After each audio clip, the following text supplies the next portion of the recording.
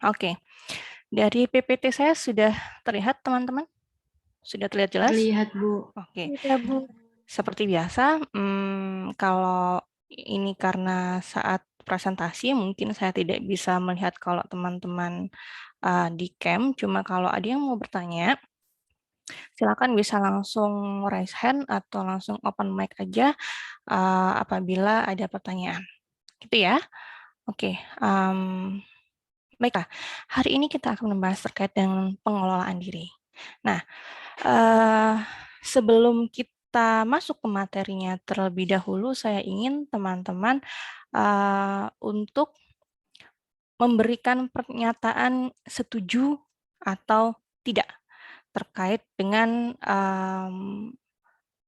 beberapa pertanyaan yang ada di, bukan pertanyaan, pernyataan yang ada di bawah ini.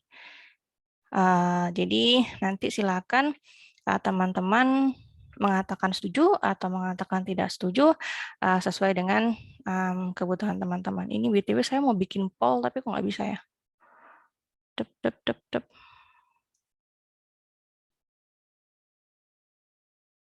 Ya, kendala jaringan. Saya ini tidak bisa bikin poll.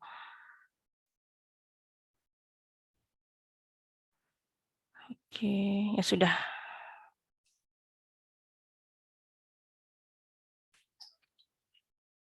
Ya, saya nggak bisa bikin poll. Ya sudahlah kalau gitu. Langsung ini saja. Nanti silakan Anda dipikirkan, nanti saya akan panggil namanya, mungkin salah satu atau salah tiga untuk menjelaskan terkait dengan alasannya untuk memilih setuju atau tidak. Gitu ya. Oke. Pertanyaan yang pertama. Nah, setuju atau tidak dengan pernyataan bahwa saya adalah orang yang paling tahu mengenai diri saya? Saya adalah orang yang paling tahu mengenai diri saya. Anda setuju atau tidak? Saya acak ya, saya panggil 085 Maulidia Fajrina, ada? Ada, Bu. Silakan Maulidia. Setuju.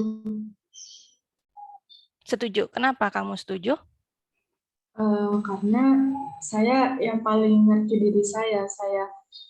Semisal saya merasakan sedih atau merasakan diri saya ada kekurangan atau kelebihan, itu saya yang paling tahu. Saya yang bisa menilai diri saya sendiri.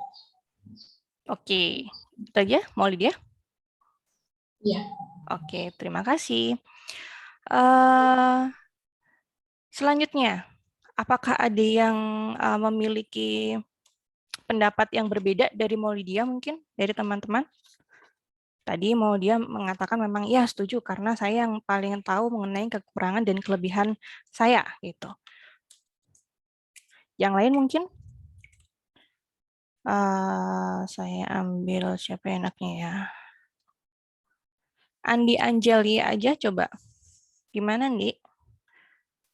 Kalau saya sendiri, Bu, bingung karena kadang saya tahu apa yang saya rasakan, saya tahu kelebihan sama kekurangan saya, tapi ada orang lain yang bukan lebih tahu sih, kayak sok tahu juga sebenarnya. Tapi kayak dia lebih paham, tidak paham sih, Bu. Ya gitulah, kayak dia ngerasa dia tahu sama saya, tapi ya dia bilang itu termasuk diri saya, padahal sebenarnya bukan. Saya tidak merasa seperti apa yang dia bilang, tapi dia bilang saya seperti itu. Kadang Jadi ya kamu nggak condong tahu. kemana? Setuju atau tidak? Setuju sih, Bu, tapi kadang ada dari diri saya yang orang lain lebih tahu dan saya tidak tahu. Oke, tapi kamu lebih condong mana? Setuju atau tidak setuju? Setuju. Setuju, oke. Andi sama Andi Angelia setuju gitu. Walaupun kayaknya ragu-ragu ya, kayak abu-abu setuju nggak ya gitu. Oke, yang lainnya mungkin silakan yang mengatakan berbeda gitu. Mungkin dari pendapat teman-teman yang lain. Tadi sudah ada 2 orang menyatakan bahwa setuju dengan pernyataan ini gitu. Yang lainnya mungkin? Coba siapa enaknya ya? Rehan, ada Han di sini kamu? Ada, Bu. Oke, silakan Rehan. Kalau saya sendiri malah saya tidak setuju. Kalau Kenapa tuh? saya yang paling tahu atas diri saya sendiri. Karena menurut saya sendiri butuh penilaian orang lain terhadap diri saya biar saya juga bisa berbenah diri gitu anggapannya. Oke, Jadi heeh. gitu. Iya, jadi gitu, Bu. Jadi Rehan mengatakan bahwa dia butuh ada pandangan dari orang lain sehingga bisa memahami dirinya sendiri, gitu ya? Iya, betul, Bu. Oke, sip. Rehan ini nomor berapa sih? Kamu nomor berapa, Re? Tadi 90 90 ya. 090. Oke, sip. Nah, sekarang kita menuju ke selanjutnya. Untuk pernyataan kedua, setuju atau tidak, kekurangan atau kelemahan kita sebaiknya tidak kita beritahukan kepada orang lain. Setuju atau tidak? Coba kita lihat. Fevarin, 103 Fevarin. Ada Fevarin? Ya, Bu, ada. Silakan Fevarin. Kalau saya setuju, Bu. Soalnya biar kita tuh nunjukin gitu, kita tuh sebenarnya orangnya seperti apa. Nggak nggak yang nanti akhirnya jatuhnya kita menunjukkan sisi bedanya kita. Jadi kita menunjukkan apa adanya kita, biar kita juga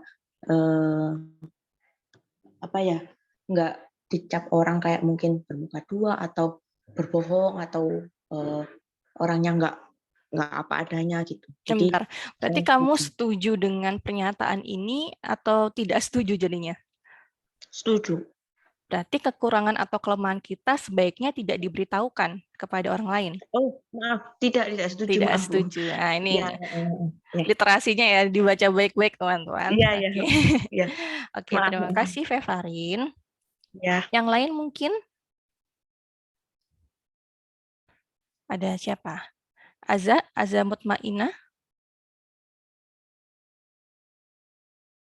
Aza di sini enggak? Aza Mutmainata Mahmiyah.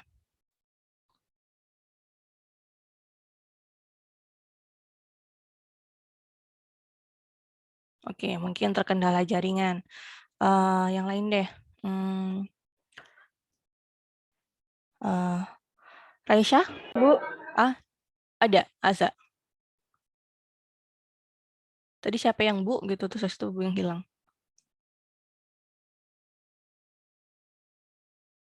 Halo, Aza, apakah kamu ada? Oke. mohon Raisa. maaf Ibu, saya ada. Oh ya, silakan. Silakan dijawab.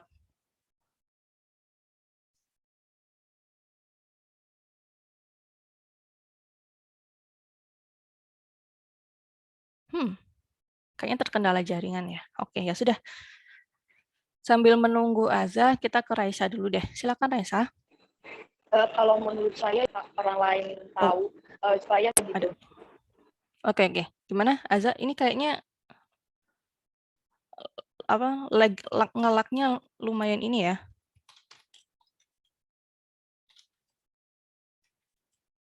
Saya nge-lag nggak sih di kalian teman-teman? Tidak, Bu. Nggak ya. Oke, yaudah Aza silakan dijawab Aza. Ini sambil ngetik aja deh kalau gitu ininya. Nggak lama banget tadi ininya, kayaknya nge-lag-nya agak lama. Diketik aja kalau gitu.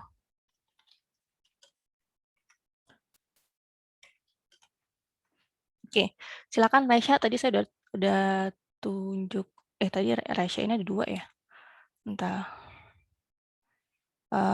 Raisa Giovan yang cowok. Saya halo.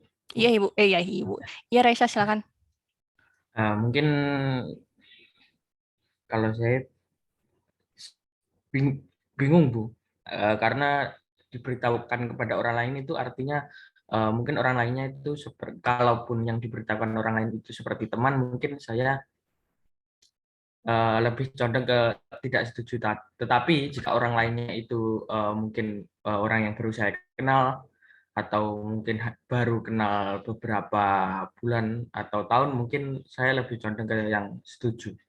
Jadi mungkin tergantung orangnya juga saya melihatnya. Tapi Oke. lebih condong yang ke tidak setuju.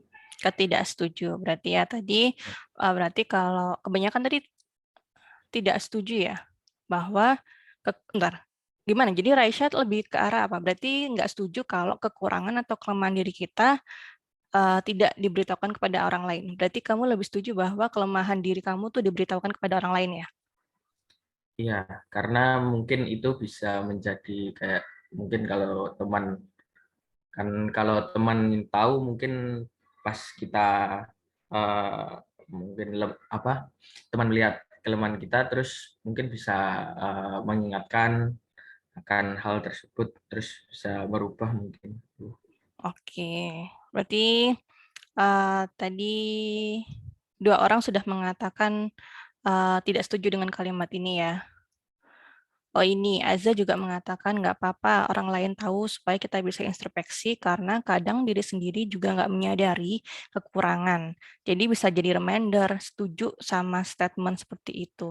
Oke, berarti lebih ke arah kekurangan atau kelemahan kita, ya nggak apa-apa diberitahukan kepada orang lain.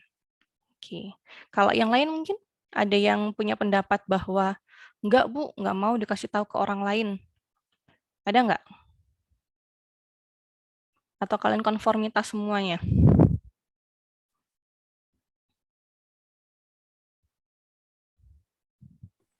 Nggak ada? Permisi, Bu. Ya, Saya, silakan. Siapa nih? saya Raffi Atal. Oke, Raffi Atal. Ini Asifa juga open mic, mau jawab juga Asifa? Kan Raffi Atal dulu, Bu. Oke, silakan. Silakan Raffi Atal. Kalau saya lebih setuju. Karena? Karena menurut saya keep untuk diri sendiri aja, kekurangan sama kelemahan. Karena kita nggak tahu, teman bisa jadi enemy, musuh, dan itu bisa menyerang kita gitu. Tapi kalau keadaan yang mendesak, mungkin kalau kekurangan atau kelemahannya tentang kondisi fisik, sakit atau apa, bisa diberitahukan ke orang terdekat. Gitu. Oke. Terima kasih Raffi Atal. Silakan untuk selanjutnya tadi siapa yang ingin menjawab? Syifa, Bu. Oke, silakan Syifa. Kalau menurut saya sih saya setuju karena mungkin saya lebih suka orang dari awal kita bangunnya image-nya yang baik gitu ya, Bu. Jadi mungkin kalaupun kita punya kekurangan atau kelemahan kayak gitu, mungkin biar orang tersebut sendiri yang menilai, kita cukup kalau bisa tidak menunjukkan kayak gitu. Gimana maksudnya? Nilainya gimana kalau gitu? Kayak misalnya kita orangnya mungkin pemarah gitu kali ya. Terus mungkin kita berusaha untuk tahan gitu atau pendam aja dulu gitu. Sebenarnya kita kesel gitu. Berarti intinya orang lain ngelihatnya yang bagus-bagus aja lah gitu ya. Kalau yang jelek-jeleknya nggak usah ditunjukin gitu. Oke, sip. Terima kasih ya Syifa. Menarik sekali ya teman-teman ini pandangannya. Oke, selanjutnya untuk next statement. Setuju atau tidak, memberitahu kekurangan atau kelemahan orang lain sebaiknya dihindari. Bagaimana dengan statement yang ini? Setuju atau tidak, memberitahu kekurangan atau kelemahan orang lain sebaiknya dihindari. Siapa enaknya ya sekarang? Mungkin ada yang mau volunteer, open mic dulu? Saya, Bu. Oke, ada dua orang yang volunteer. Siapa dulu nih yang pertama? Oke, Rul, silakan. Zul. Saya setuju sih, Bu. Soalnya kan memberitahu kekurangan atau kelemahan orang lain sebaiknya dihindari ya. Saya setuju karena itu ya dari saya sendiri merupakan aib sih. Terus juga sedangkan kalau misalnya kita cerita ke orang lain kalau dia itu punya kelemahan atau kekurangan. Nah, sedangkan yang kita ceritakan itu punya pandangan sendiri. Nah, sebaiknya kita menghindari yang kayak gitu. Itu aja sih, Bu. Oke, berarti lebih cenderung setuju ya untuk tidak memberitahukan kelemahan orang lain gitu ya. Oke, selanjutnya tadi ada yang ini. Izul tadi nomor berapa, Zul? Kamu Zul? Di namanya belum diganti. Oh iya, 117, Bu. 117, oke. Silakan, selanjutnya tadi siapa yang sudah mau berbicara? Riantika, sama juga kayak Izul ya, belum diganti. Iya Bu, lupa. Silakan. Saya juga setuju dengan statement ini karena tidak semua orang itu bisa menerima kritikan tentang kekurangan atau kelemahannya. Jadi takutnya itu malah menyakiti hatinya gitu. Berarti lebih cenderung untuk mencegah agar tidak menyakiti hati orang tersebut gitu ya? Iya. Oke, sip. Terima kasih, Riantika. Ada yang lain mungkin yang berpendapat berbeda, malah harusnya memberitahu gitu. Saya, Bu. Silakan, Liza. Kalau saya tidak setuju karena menurut saya seharusnya itu kita memberitahu kelebihan sama kekurangan orang lain itu untuk evaluasi dari orang itu gitu. Karena saya pribadi itu tipe orang yang suka mengintrospeksi diri gitu loh dari apa yang orang lain pikirkan terhadap saya gitu. Jadi dengan dengan kritikan yang diberikan itu bisa lebih membuat jadi orang yang lebih baik gitu, Bu. Jadi kritik dan saran itu dimasukkan untuk mengintrospeksi diri ya, berarti ya. Tadi sama seperti pendapatnya siapa tadi yang mengatakan bahwa Rehan kalau nggak salah ya, bahwa untuk memahami diri itu butuh ada masukan dari orang lain. Oke, sip. Terima kasih atas pendapatnya teman-teman semuanya. Oke, nah kenapa sih saya menanyakan terkait dengan hal tersebut? Itu sebenarnya adalah proses di mana teman-teman ada evaluasi diri. Sesuai dengan sesuai dengan pepatah mengatakan bahwa kuman di seberang lautan tampak, gajah di pelupuk mata tak tampak. Kalau dari peribahasa itu, apa sih sebenarnya artinya? Saya, Bu, ingin mencoba menjawab. Silakan, Rehan.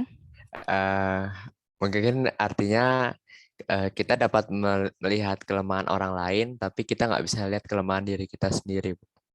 Betul sekali.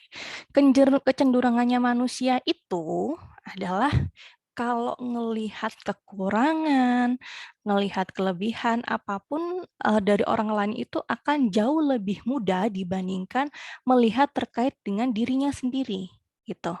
Makanya mau dibilang kan kalau di peribahasa mau di seberang lautan aja tuh kuman ya, kuman yang cuma satu titik itu tuh kelihatan sama manusia. Sedangkan kalau kita gitu ya, kita sendiri terkait dengan kita sendiri kayak tadi mungkin salah satu teman kalian mengatakan dibilang kayaknya kamu pemarah gini-gini gitu tapi enggak tuh kayaknya aku enggak gitu. Bisa jadi sebenarnya iya gitu, tapi karena itu adalah gajah di pelupuk mata gitu ya, padahal itu udah gede banget tuh di pelupuk mata tuh nggak kelihatan gitu. Karena belum ada yang namanya proses evaluasi diri di situ atau proses evaluasi diri yang kurang efektif. Nah, pada pertemuan ini, seperti yang ada pada RPS juga, kita akan mempelajari terkait dengan Johari Window. Johari Window ini adalah salah satu, bukan tools ya, salah satu pendekatan atau model yang bisa teman-teman gunakan untuk mengevaluasi diri dengan mudah tanpa harus menggunakan tools apapun, gitu ya. Nah, kalau kita lihat di sini Johari Windows itu kan ada 4 gitu ya. Kita lihat ini adalah diagram. Jadi ini kelihatan nggak ya? Panah saya kelihatan nggak di sini? Nggak ya? Kelihatan, Bu. Kelihatan panahnya? Kelihatan, Bu. Oke. Kelihatan, Bu. Kalau teman-teman lihat di sini ada grafiknya, yang pertama adalah ini perilaku atau sifat atau kebaikan keburukan yang kita ketahui sama yang tidak kita ketahui. Jadi yang di atas ini yang sumbu X-nya ini adalah terkait dengan diri kita. Seberapa jauh memahami terkait dengan diri kita. Nah, sedangkan yang sumbu Y-nya ini adalah diketahui oleh orang lain atau tidak diketahui oleh orang lain. Jadinya ini adalah apa yang tampak di mata orang lain. Sampai sini paham ya? Nah, pada Johari Windows ini membagi menjadi empat area. Yang pertama ada area 1 adalah area terbuka, di mana itu adalah hal-hal yang kita ketahui dan juga diketahui oleh orang lain. Misalnya apa? Mungkin tergantung ya, mungkin kalian memiliki nilai akademik yang tinggi gitu, kalian tahu dan teman-teman yang lain juga tahu.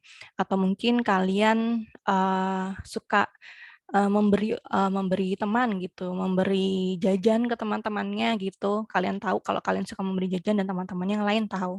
Jadi intinya pada area pertama ini adalah semuanya sama-sama tahu. Nah, sekarang yang menjadi permasalahan adalah pada area buta, rahasia, dan yang terakhir adalah wallahu alam gitu kan. Nah, kalau area 2 ini adalah hal-hal yang tidak kita ketahui, tapi diketahui oleh orang lain. Sedangkan pada area 3 adalah area yang kita ketahui, tapi tidak diketahui oleh orang lain. Ini namanya makanya rahasia. Kalau area 2 ini adalah yang kalian mungkin tahu lagunya One Direction, You don't know you're beautiful, gitu kan. Kalian nggak tahu gitu, tapi diketahui orang lain. Nah, itu bisa pada area buta.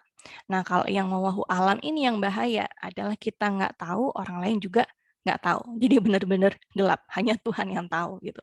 Nah, sekarang inti dari Johari Window sebenarnya adalah untuk meluaskan area 1 dan mengurangi area 2, 3, dan 4. Gimana caranya?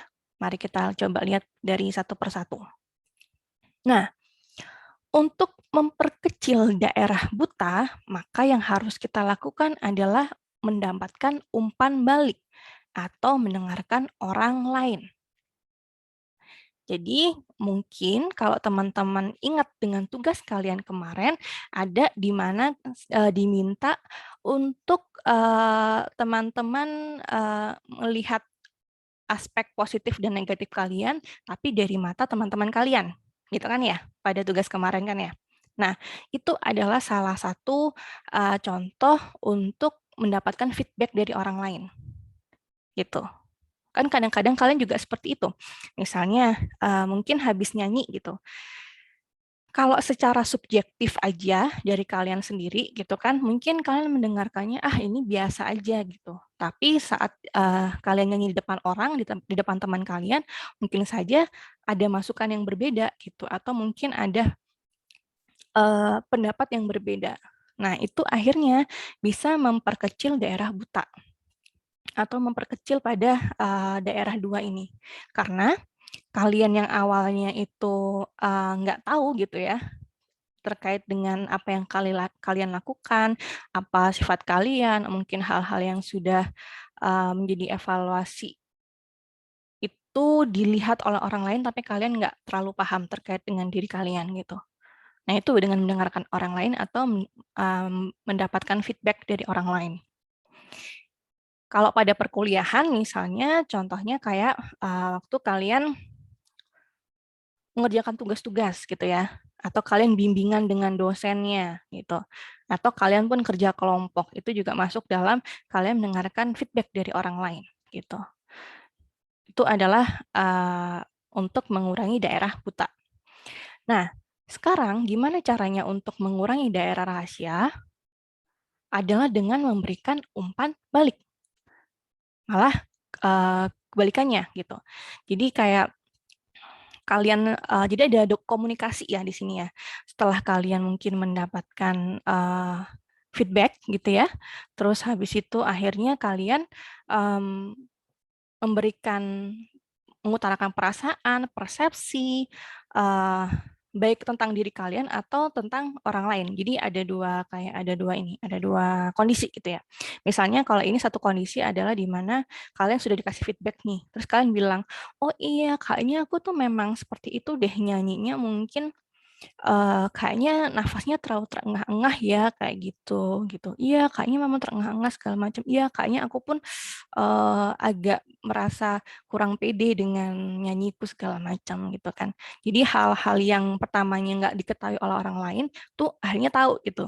Jadi misalnya kayak mereka tuh ngelihatnya, ini kamu kok ini ya nyanyinya tuh nggak sebagus biasanya gitu. Iya nih aku lagi nggak enak badan, lagi sakit. Oh gitu, berarti kalau dia lagi sakit atau lagi nggak enak badan, nyanyinya bisa jadi nggak terlalu performanya sebaik kalau dia lagi sehat misalnya seperti itu. Nah, hal-hal yang seperti itulah adanya komunikasi antara dua pihak itu yang bisa mengurangi daerah rahasia itu gitu ya. Jadi dengan begitu maka kalian akan memperluas daerah satu, yaitu daerah yang kalian ketahui dan diketahui oleh orang lain gitu ya. Jadi proses pemberian dan menerima umpan balik itu adalah akhirnya kalian bisa jadi menemukan hal-hal baru yang nggak kalian duga gitu. Jadi hal-hal yang mungkin dikira oleh kalian tuh biasa aja, ternyata oleh orang lain tuh adalah hal-hal yang bagus gitu. Contohnya kayak saya itu nggak ini bukan saya pamer ya, tapi ini berdasarkan dari testimoni gitu. Kayak suara saya tuh saya kira tuh biasa aja dan pasaran gitu. Tapi ternyata pada satu saat saya memberikan penjelasan atau pada suatu acara gitu, ngeliatnya kamu kok ini ya kayak suaranya penyiar radio gitu, ngomongnya enak segala macam waktu saya jadi moderator. Oh iya kah gitu. Nah kita baru tahu oh ternyata orang lain punya persepsi seperti itu kepada kita gitu. Yang saya awalnya cuma dengerin ya suara saya bisa aja gitu. Ternyata dari orang lain menilai bahwa nggak cuma satu dua orang gitu ya, beberapa mengatakan, oh itu suaranya enak. Kalau semuanya seperti itu berarti bisa nih saya dari pendapat tersebut bisa saya gali lagi terkait dengan potensi saya untuk membuat suara saya itu jauh lebih enak untuk nanti jadi moderator atau lebih artikulate misalnya seperti itu. Nah itu kan adalah hal-hal yang kita tidak duga sebelumnya gitu. Nah itu makanya butuh ada yang namanya feedback atau umpan balik, komunikasi, kritik, dan saran. Seperti itu. Jadi intinya Johari Windows itu seperti itu. Jadi harus tahu bahwa kalau bisa kita memahami terkait diri kita sendiri dan orang lain pun juga melihat apa yang sudah kita pahami gitu ya, kelihatan gitu. Terkait dengan performa kita, terkait dengan skills kita, terkait dengan potensi yang kita miliki gitu. Jadi jangan yang kalian tuh jago main puisi, jago membacakan puisi. Tapi ternyata nggak ada yang tahu. Itu adalah hal yang sangat disayangkan. Padahal itu adalah potensi yang kalian miliki. Gitu. Nah, sekarang terkait dengan Johari Window ini sendiri, apa aja sih yang bisa kita evaluasi atau apa saja yang bisa kita lebih perdalam pemahamannya. Itu ada banyak sekali. Mungkin kalian mau mengkhususkan pada terkait dengan karir, misalnya fokusnya pada kapasitas intelektual atau kemampuan akademiknya atau pemahamannya, atau langsung kepada kompetensinya atau skill-skill tertentu gitu. Jadi kayak misalnya kayak tadi contohnya adalah terkait dengan skill saya menyanyi gitu misalnya. Nah, Anda ingin meningkatkan terkait dengan skill saya menyanyi tersebut gitu ya. Makanya akhirnya saya minta feedback dengan mungkin saya menyanyi di depan orang lain atau mungkin saya ikut suatu kompetisi untuk mendapatkan feedback dari kompetisi tersebut. Nah, itu juga bisa dilakukan. Begitu juga dengan skill-skills yang ada di sini. Kayak misalnya problem solving skill, communication skill, yang paling gampang communication skill deh. Kalau kalian waktu presentasi, gitu kan ya, akan terlihat communication skills kalian, gitu kan, bagaimana kalian mempresentasikan atau berkomunikasi dengan orang lain, gitu. Terus kalian minta untuk teman-teman yang melihat presentasi kalian untuk menilai kira-kira presentasiku udah bagus nggak? Apakah aku terbata-bata? Ataukah mungkin aku kurang artikulasinya? Atau bisa jadi terlalu banyak jedahnya? Atau mungkin terlihat seperti gugup? Nah, itu bisa kalian minta feedback dari orang yang melihat skills kalian seperti itu. Sampai sini ada pertanyaan terlebih dahulu?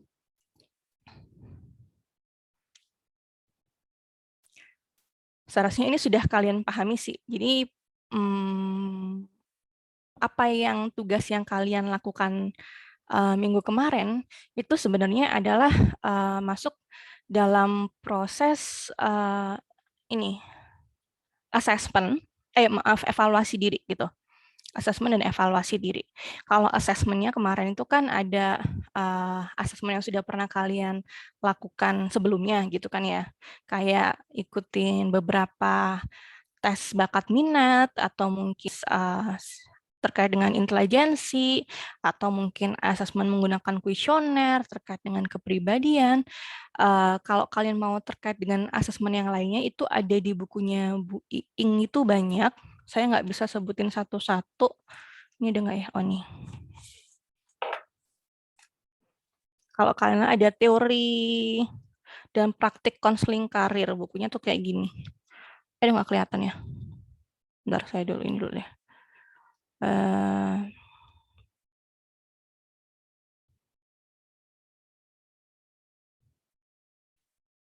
Nah, jadi bukunya kayak gini, sorry agak ke mirror nggak? Nah itu. Ini bukunya Bu Iing sama Bu Ribut. Nah, di sini cukup banyak sekali asesmen terkait dengan karirnya gitu. Ini banyak tools-tools yang nggak harus menggunakan, tidak harus menggunakan tes psikotes gitu. Tapi tools-tools lain yang bisa kalian gunakan sendiri tergantung atau kalian bentuk sendiri, susun sendiri tergantung dengan kebutuhannya gitu. Kalau yang kemarin berikan pada kalian adalah lebih untuk memahami diri sih, gitu ya. Jadi adalah terkait asesmen diri secara keseluruhan. Jadi tidak terkait dengan nilai, tidak terkait dengan minat pekerjaan, tapi lebih kepada benar-benar fokus terkait dengan kepribadian teman-teman sendiri, gitu. Nah, kalian di sana juga ada tahapan evaluasi, merefleksikan diri terkait dengan ini refleksi bukan refleksi terkait dengan pendapat yang teman-teman kalian dapatkan gitu. Jadi yang kalian share kepada teman-teman suruh ngisi positif negatifnya itu diisi oleh teman-teman yang lain gitu ya. Itu adalah proses evaluasi. Kalian mencocokkan, oh iya ini cocok, oh ini nggak cocok gitu. Kalau dari kemarin lebih banyak cocoknya atau lebih banyak nggak cocoknya? Kalau dari teman-teman. Cocoknya, Bu. Lebih banyak cocoknya, katanya Rehano. Berarti ini teman-temanmu sudah paham dirimu ya, dan kamu juga memahami teman-teman. Kalau yang lain? Cocok, Bu. Cocok. Cocok kok, Bu. Lebih banyak cocoknya. Oke. Yang lebih banyak cocoknya itu yang positif atau yang negatif? Positif, Bu. Positifnya, Bu. Lebih banyak positifnya. Dua-duanya. Saya negatif, Bu. Yang satunya negatif. Nah, kalau kalian melihat dari beberapa itu, jika lebih banyak negatifnya, gitu ya, berarti ada hal-hal positif yang mungkin belum teman-teman gali, gitu kan ya, yang belum kelihatan oleh teman-teman yang lainnya, gitu. Sedangkan kalau udah positifnya yang lebih banyak gitu dibandingkan negatifnya, berarti ya kalian sudah menunjukkan sisi positif kalian kepada teman-teman kalian. Jadi potensi yang kalian miliki itu sudah diperlihatkan. Ashifa mau nanya atau bagaimana? Di open mic-nya? Oh, kirain mau nanya. Oke, kurang lebih seperti itu. Nah, sekarang karena kita ini adalah mata kuliahnya karir plan gitu ya, karir dan psikopreneur, kalian harus mulai dari hasil kalian evaluasi diri itu dan asesmen itu, kita akan bikin yang namanya rencana karir. Rencana karir ini jangan dilihat sebagai, oh saya nanti setelah lulus kerja apa, bukan seperti itu. Tapi kira-kira kalian akan mencapai goals kalian atau tujuan kalian dalam jangka pendek dan jangka panjang itu apa aja gitu ya. Dari kalian kuliah sampai nanti lulus kuliah, sampai nanti mau kerja atau mau S2 atau mau langsung menikah, nah segala macam itu masuk dalam career plan gitu. Nah, goals-nya harus SMART. Mungkin kalian teman-teman sudah ini ya, sudah sangat familiar dengan SMART. Itu ada specific, measurable, attainable atau achievable biasanya. Ada juga realistic atau relevant. Dan yang terakhir adalah time bound gitu. Nah, goals atau tujuan yang benar adalah yang SMART, spesifik. Jadi benar-benar spesifik, nggak hanya secara general aja kalian bikin goals-nya. Kalau ini kan dicontohkan, I want more visitor, saya pengen lebih banyak pengunjung gitu. Atau mungkin kalian mengatakan saya pengen lulus gitu. Nggak seperti itu. Jadi harus benar-benar ada, kalau ada number-nya dikasih number, kalau ada technical-nya kasih technical, sampai deadline-nya segala macamnya. Benar-benar spesifik. Misalnya kalian mengatakan, saya ingin lulus mata kuliah karir dan psikopreneur dengan nilai lebih dari 3,5. Itu spesifik banget tuh, gitu kan. Yang pertama. Terus measurable, gitu ya. Di sini ini kayaknya SMART-nya untuk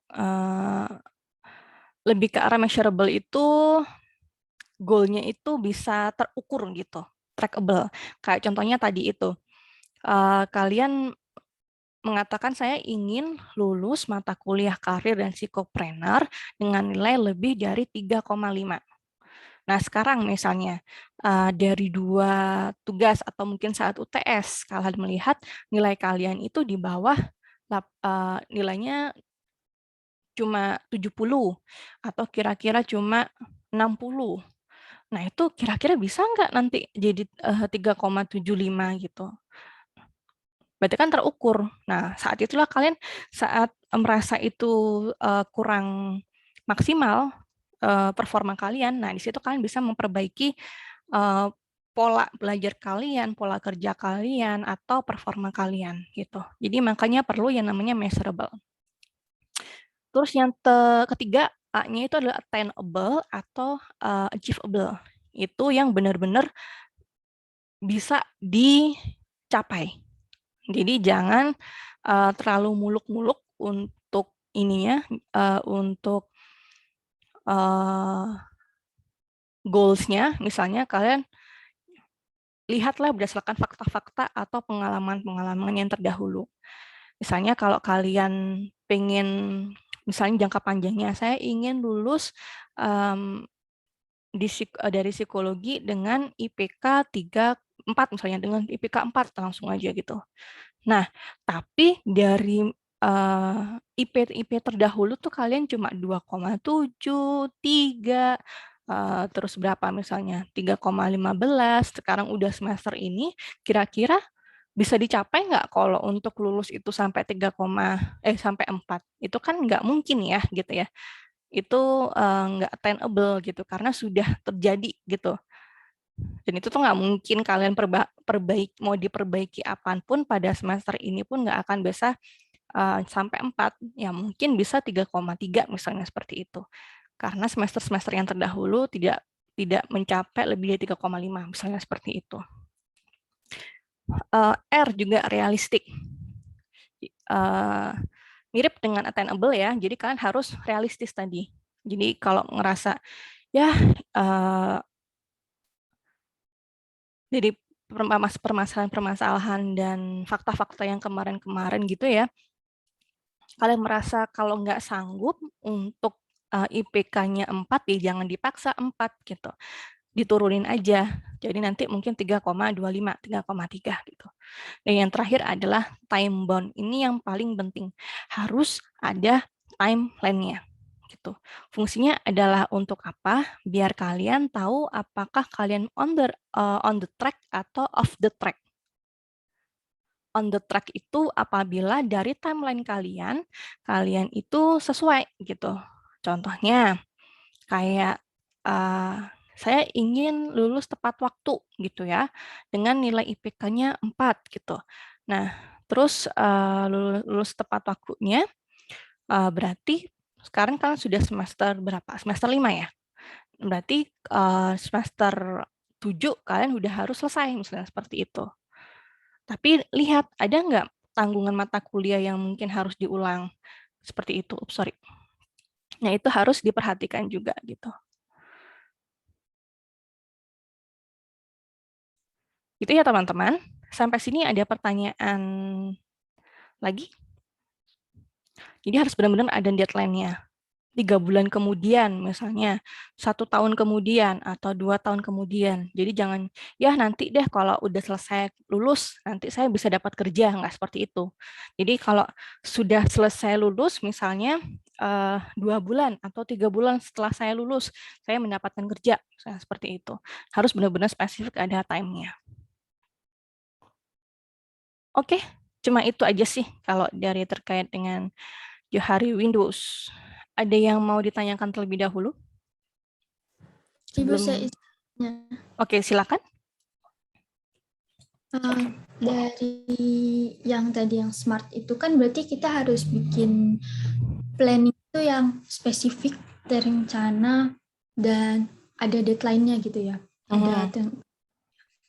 Nah, gimana kalau itu tuh kita memiliki rencana, terusnya rencananya itu kita juga belum tahu gitu untuk menuju ke sana tuh seperti apa gitu.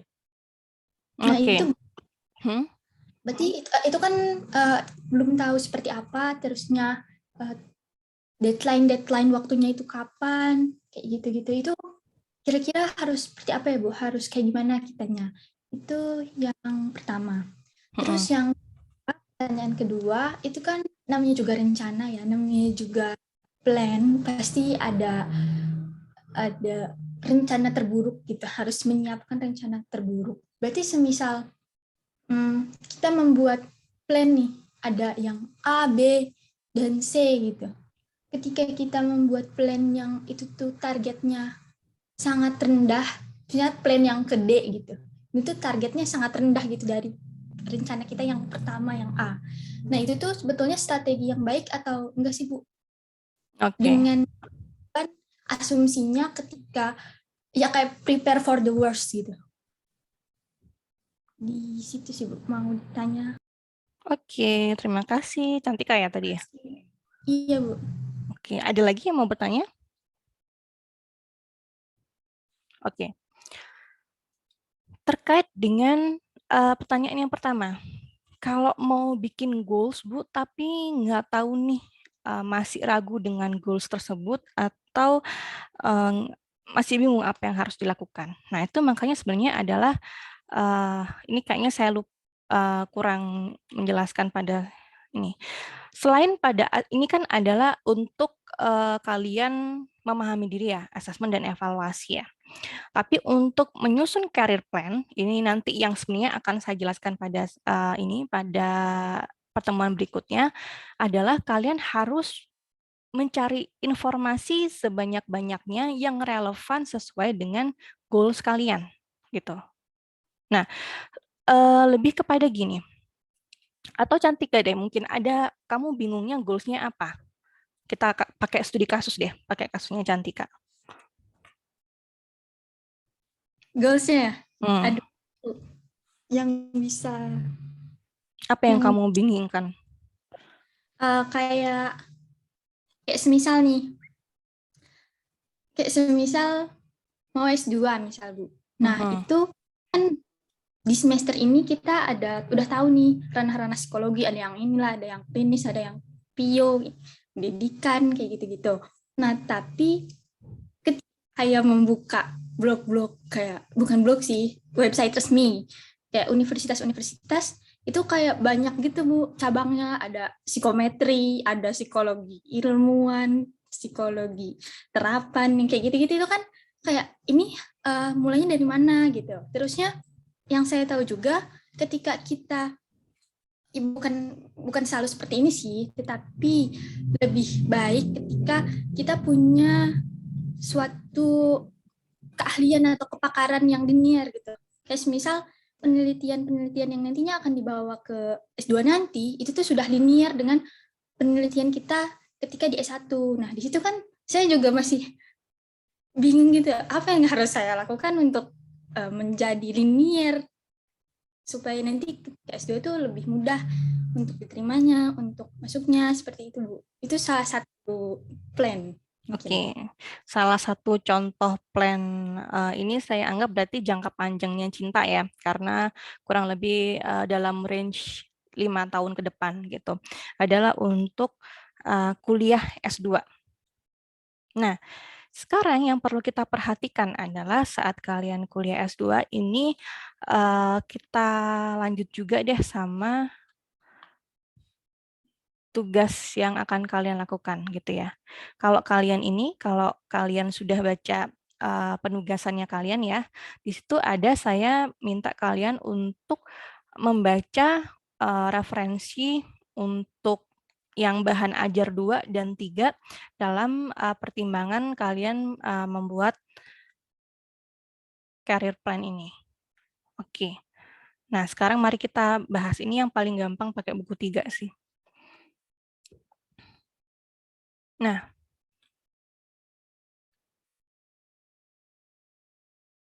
oke. Sekarang pada buku 3 ini gitu ya, kita melihat ada ini sudah kayak guideline-nya gitu loh. Apa sih yang harus saya lakukan gitu. Terus habis itu terkait dengan saya sekarang tuh yang seperti apa gitu kan. Ini bisa kalian bisa baca dan mungkin kalian jadi bahan refleksi untuk kalian gitu ya. Nah, yang ingin saya tekankan adalah pada current state-nya. Itu adalah yang tadi Cinta katakan bahwa saya sebenarnya pengen goals-nya adalah kuliah S2. Tapi sekarang saya gimana gitu ya current state-nya itu. Paling gampang adalah pakai analisis SWOT. Strength itu adalah terkait dengan personal strength-nya, terus opportunities ini adalah apa yang bisa dikembangkan dalam diri. Sedangkan kalau traits itu, SWOT itu apa sih? Strength, weakness itu juga ada. Ini kayaknya kurang deh, bukan? Ini salah nih. Jadi seharusnya tuh ada strength, weakness, terus itu juga ada opportunities untuk berkembang, dan juga ada threat-nya gitu. Nah, sekarang kita fokuskan pada hal yang relate to your career. Mungkin strength-nya sekarang adalah Cinta udah tahu misalnya kalau untuk bukan, itu adalah keadaan. Lebih ke arah gini, sebenarnya informasi itu adalah hal yang harus kalian cari terlebih dahulu untuk membantu kalian menentukan goals. Informasinya dari mana gitu ya? Kalau terkait dengan jurusan tentu ke orang-orang yang relevan, misalnya kepada dosen, kepada forum terkait dengan beasiswa atau mau ke S2 itu bisa dilakukan. Jadi sekarang tuh kalian tuh gampang banget untuk akses semua informasi gitu ya di YouTube banyak, di internet tuh banyak sekali. Nah, cuma tinggal kalian pintar-pintar menyaring terkait dengan informasi tersebut. Nah, kayak contohnya punya Cinta gitu ya. Tadi Cinta atau Cantika sih, saya kok salah Cantika, sorry kok Cinta. Cantika tadi.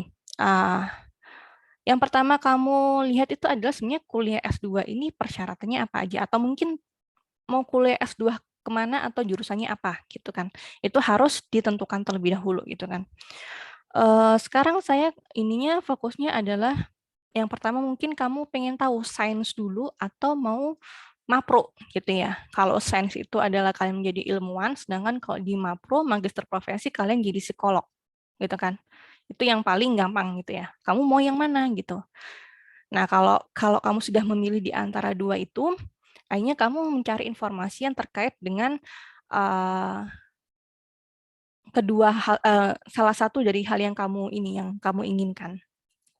Mau nggak mau memang saya nggak bisa memberikan apa ya rules yang benar gitu, yang ada template-nya benar-benar apa yang dilakukan.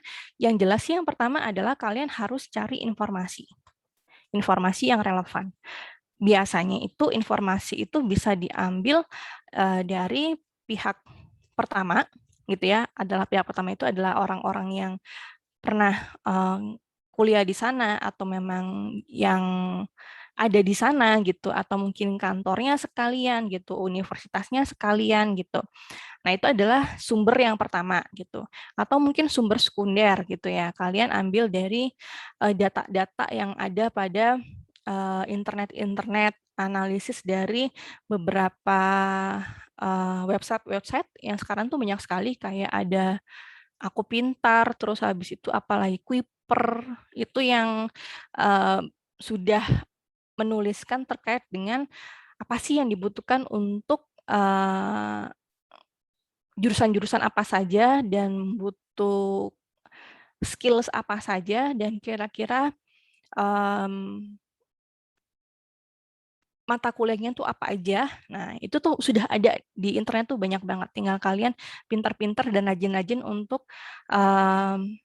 mencari terkait dengan informasi-informasi tersebut. Nah, dari informasi inilah kalian nanti bisa melihat plus minusnya gitu. Bikin ke SWOT-nya misalnya. Kayak sekarang, oh kalau mau masuk ke S2 ini, misalnya ke UGM gitu, IPK-nya harus minimal 3, berapa, 3,5 misalnya. Nah, berarti kan itu akan mempengaruhi terkait dengan personal strength kamu. Udah kira-kira ini nggak, akademikmu ini nggak, mencukupi nggak? Oh iya, akademik saya mencukupi. Nah, berarti kamu bisa menuliskan itu pada strength kamu gitu ya. Akademik saya mencukupi gitu, misalnya untuk bisa kuliah S2 gitu. Nah, itu bisa kamu mungkin kembangkan lagi gitu. Misalnya setelah kamu melihat bahwa oh di kuliah S2 ini ada beberapa mata kuliah atau mungkin pengetahuan-pengetahuan yang mungkin tidak saya dapatkan pada S1 gitu. Oh, tapi ternyata ada nih di ini di pelatihan-pelatihan yang lain. Nah, itu bisa masuk dalam opportunity for growth gitu. Itu tuh bisa kalian gunakan untuk mengembangkan diri gitu. Nah, sekarang juga harus lihat terkait dengan threats-nya apa gitu. Kira-kira yang obstacle atau permasalahan yang mungkin akan menghambat kalian dalam menyelesaikan goals tersebut, meraih tujuan tersebut apa misalnya. Oh, ternyata maaf misalnya kalian biayanya tidak mencukupi gitu. Terus apalagi mungkin terlalu jauh dengan rumah gitu, atau orang tua tidak membolehkan segala macam. Nah, itu tuh sebenarnya adalah membantu kalian untuk nanti mengarahkan pada apa yang jangka pendeknya harus kalian lakukan gitu misalnya. Kayak ada yang mendukung nggak? Terus habis itu kira-kira kalau nggak ada yang mendukung, terus gimana caranya orang tua bisa mendukung? Ada biaya nggak? Kalau nggak ada biaya, berarti kan harus cari beasiswa dulu. Nah, berarti sebelum mengarah pada goals besarnya kalian kuliah S2, berarti ada goals yang kecil-kecil yang lainnya juga, yang jangka pendek, jangka menengah gitu. Gitu. Jadi kalau saran saya tentukan aja satu dulu goals besarnya apa, yang jangka panjang. Nah, terus dari goals jangka panjang itu kalian breakdown menjadi goals untuk jangka pendek dan jangka menengah, yang nantinya adalah membantu kalian dalam menyelesaikan atau meraih goals jangka panjangnya kalian. Bisa dipahami nggak kira-kira? Atau malah tambah bingung? Gimana teman-teman? Jadi memang yang paling mudah gitu ya, kalian adalah bikin satu aja goals jangka panjang. Nah itu nanti kalian breakdown ke belakang, kira-kira apa yang harus saya lakukan untuk meraih goals tersebut, tapi step by step-nya gitu. Jadi kayak jangka pendeknya sekarang apa yang harus saya lakukan untuk bisa nanti kuliah S2. Yang pertama kan jelas lulus dulu ya, lulus dulu ini S1 saya gitu. Nah itu tapi harus kalian bikin spesifik, misalnya kalian harus lulus tepat waktu, berarti itu berapa tahun kemudian dan segala macam sampai kalian menganalisis apa saja kekurangan-kekurangan atau hal-hal yang akan menghalangi kalian meraih tujuan tersebut dan apakah halangan atau tantangan itu bisa diselesaikan atau tidak gitu. Seperti itu. Karena kadang ada gini juga. Kemarin ini tuh masuk dalam kalau pada penentuan karir itu dalam indecisiveness gitu ya. Ada permasalahan tuh namanya indecisiveness. Kalian tuh masih ragu. Kira-kira apa yang harus saya lakukan ya gitu.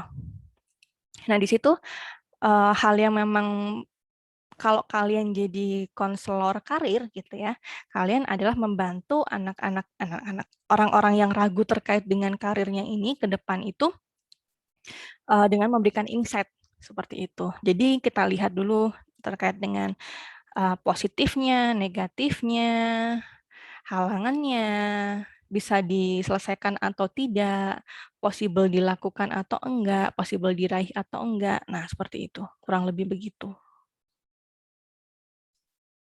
Sampai sini? Ada yang mau bertanya lagi?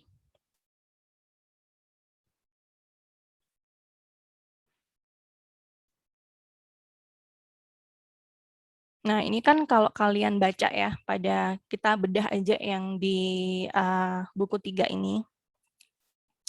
Yang pada bagian ini, current state ini, in this section we will explore the current state to get crystal clear on where you are now. So that you have accurate point of departure, let's begin with where you are now. Jadi ini adalah kalian diminta untuk menganalisis terkait dengan diri kalian saat ini, gitu ya. Bikin purpose statement.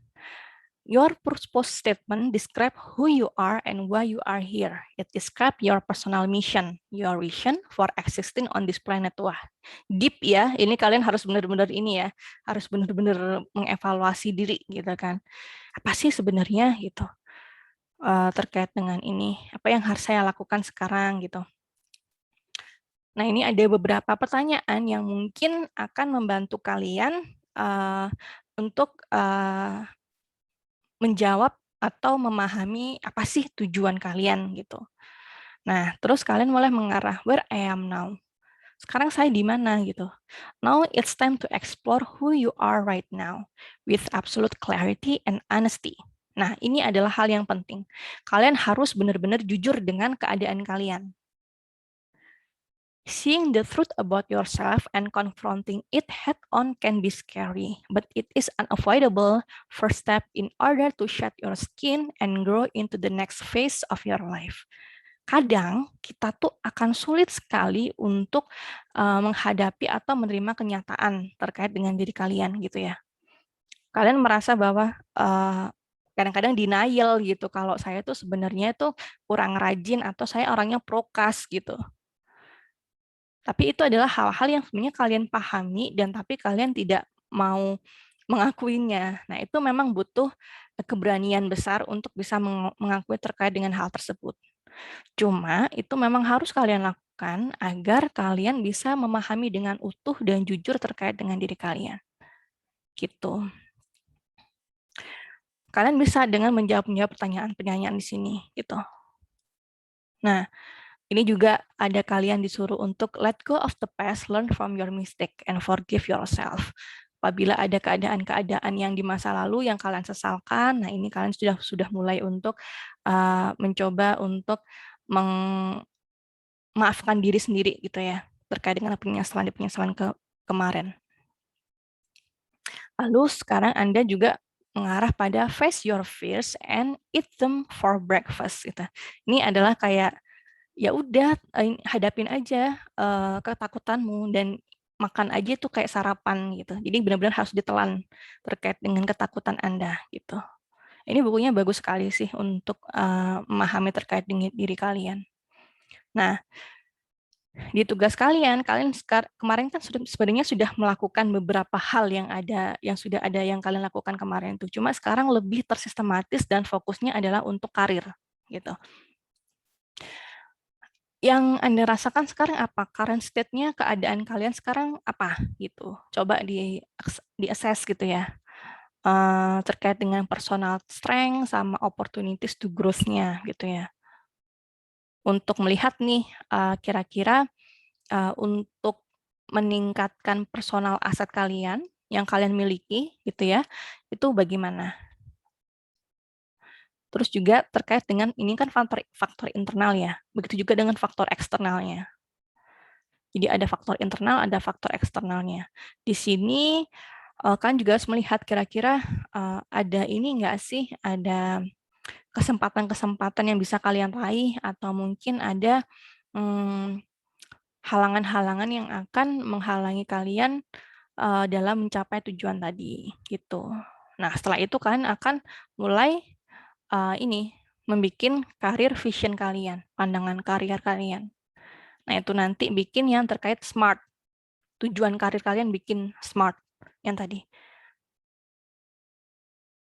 Sustainable, achievable, measurable, achievable,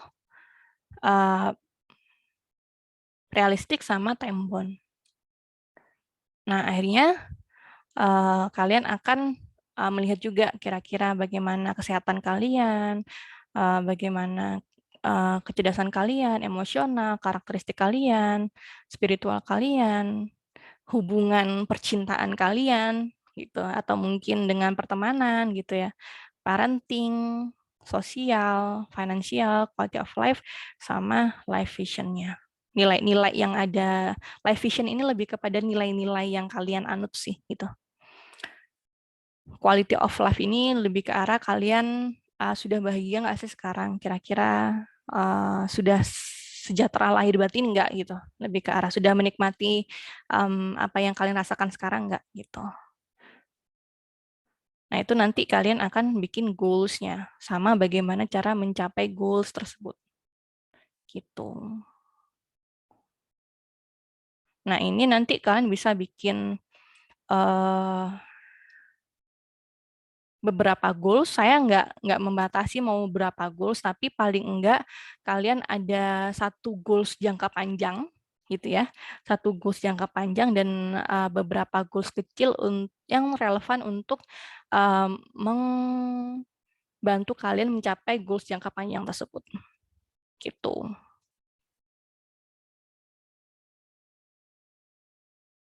Ada yang mau ditanyakan terlebih dahulu?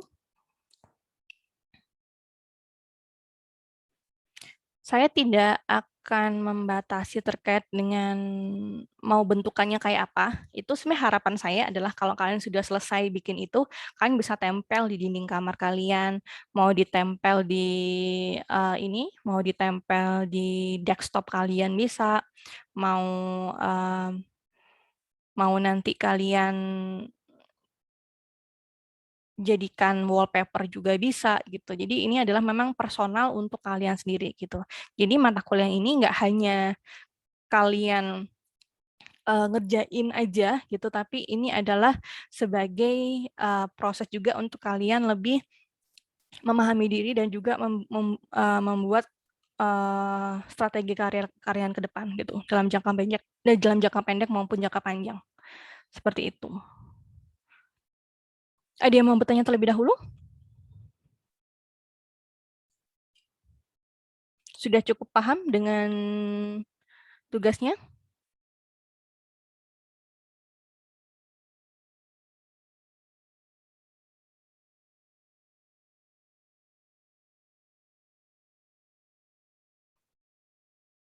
Tidak ada pertanyaan? Oke. Kalau tidak ada pertanyaan, saya rasa cukup itu aja. Perkuliahan kita hari ini cepat sekali ya, cuma 1 jam doang.